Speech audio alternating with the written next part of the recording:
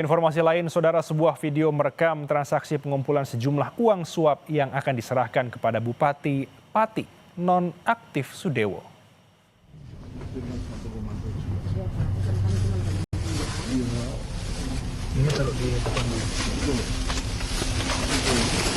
Dalam video berdurasi 20 detik yang dihimpun, dua orang wanita dengan menggunakan sepeda motor terlihat menyerahkan uang kepada Kepala Desa Arumanis Sumarjiono yang berada di dalam mobil.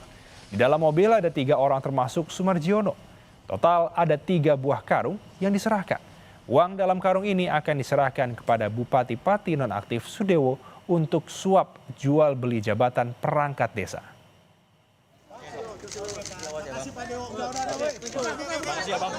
Beras itu Pak, ular bawa karungnya gitu, itu ada videonya.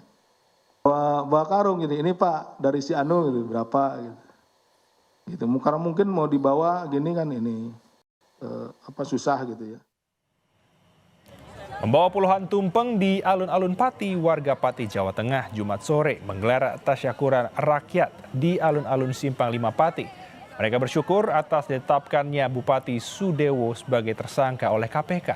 Ada pula warga melakukan aksi cukur gundul sebagai bentuk sukacita karena akhirnya bupati mereka ditetapkan sebagai tersangka korupsi.